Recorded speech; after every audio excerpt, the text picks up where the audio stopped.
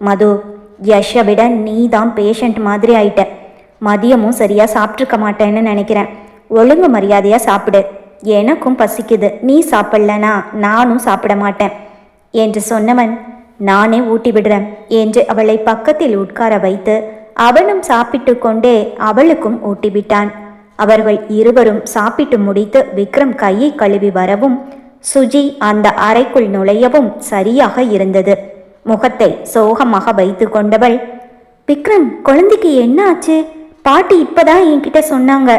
உடனே அவனை பார்க்க ஓடி வந்தேன் என்று கூறிக்கொண்டே குழந்தையின் அருகில் சென்றவளை தடுத்து நிறுத்தினான் விக்ரம். சுஜிதா, என் குழந்தை பக்கத்துல போகாத என்றான் கோபமாக.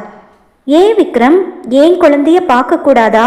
அவன் ஏன் குழந்தை என்று அவள் சொல்லி வாய் மூடுவதற்குள் அவனுள் சேர்த்து வைத்திருந்த கோபம் தீ பிளம்பாய் கொழுந்து விட்டு எரிய பலார் என்று அவள் கன்னத்தில் அவன் அறைந்ததில் அவன் விரல்கள் அவள் கன்னத்தில் பதிந்துவிட அதிர்ந்து போனாள். ரம்யா பரணியின் வீட்டில் வேலை செய்து கொண்டிருந்தாள். வீட்டின் வெளியில் வீட்டிற்குள் பெருக்கி முடித்து, வீடு துடைக்க மாப் வேணும் என்றாள். அதெல்லாம் கிடையாது, இந்தா இதுல சுத்தம் பண்ணு என்று ஒரு வாளியில் தண்ணீரும் துணியும் எடுத்து கொடுத்தான் பரணி. முறைத்து கொண்டே அதை வாங்கி வீட்டை துடைப்பதற்குள் அம்மா என்று இடுப்பை பிடித்து கொண்டாள். சமையல் அறையில் கழுவ வேண்டிய பாத்திரங்கள் குவிந்து கிடந்தது.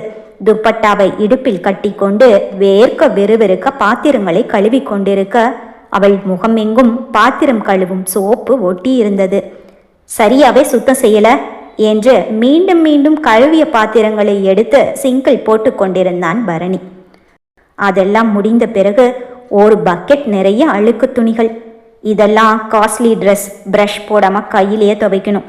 அவன் ஒரு வேலையாக சொல்லி கொண்டே போக, என்னால இதுக்கு மேல எந்த வேலையும் செய்ய முடியாது கோபமாக கத்தினாள் ரம்யா.